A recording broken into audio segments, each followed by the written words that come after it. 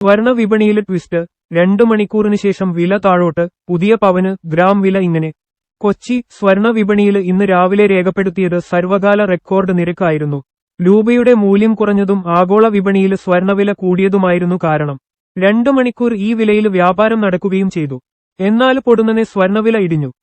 22 carrot ഒരു പവന് സ്വർണത്തിന് 64,480 രൂപയാണ് ഇന്ന് രാവിലെ രേഖപ്പെടുത്തിയത്. പവന് 640 രൂപയായിരുന്നു വർദ്ധിച്ചത്. ഗ്രാമിന് 80 രൂപയും കൂടിയിരുന്നു. സമാനമായ നിരക്ക് വർധന മറ്റു പരിശുദ്ധിയിലുള്ള സ്വർണത്തിനും രേഖപ്പെടുത്തി.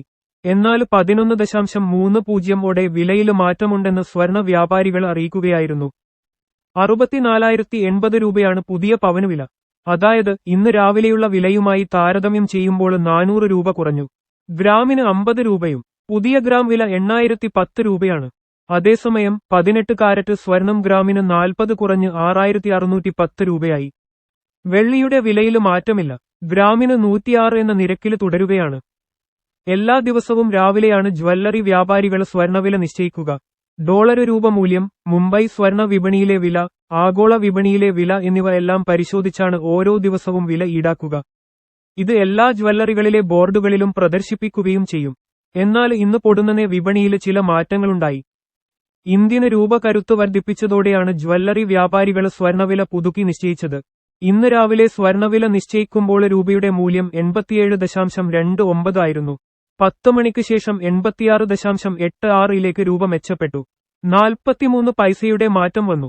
തുടർന്ന് സ്വർണവിലയിലും കുറവ് വരികയായിരുന്നു എന്ന് വ്യാപാരികൾ വിശദീകരിച്ചു. ഫലത്തിൽ ഇന്ന് സ്വർണത്തിന് ഇന്നലെ രേഖപ്പെടുത്തിയതിനേക്കാൾ വില കൂടുതലാണ്. മാത്രമല്ല പവന് സ്വർണത്തിന് 64,000 കടക്കുകയും ചെയ്തു.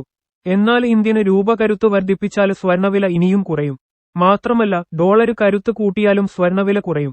ഇന്ത്യൻ രൂപയുടെ കരുത്ത് വർദ്ധിപ്പിക്കാൻ റിസർവ് ബാങ്ക് ശ്രമിക്കുന്നുണ്ട്. ഡോളർ കരുത്ത് വർദ്ധിപ്പിച്ചാൽ ഡോളറുമായി മത്സരിക്കുന്ന ലോകത്തെ പ്രധാന 6 കറൻസികളുടെ മൂല്യം ഇടിയും. അവ ഉപയോഗിച്ച് സ്വർണം വാങ്ങുന്ന തോത് കുറയുകയും ചെയ്യും. അതുകൊണ്ടാണ് ഡോളർ കരുത്ത് വർദ്ധിപ്പിക്കുമ്പോൾ സ്വർണവില കുറയുന്നത്. ഡോളർ കരുത്ത് കുറയുമ്പോൾ സ്വർണവില ഉയരുമെന്നതും എടുത്തു പറയേണ്ടതാണ്.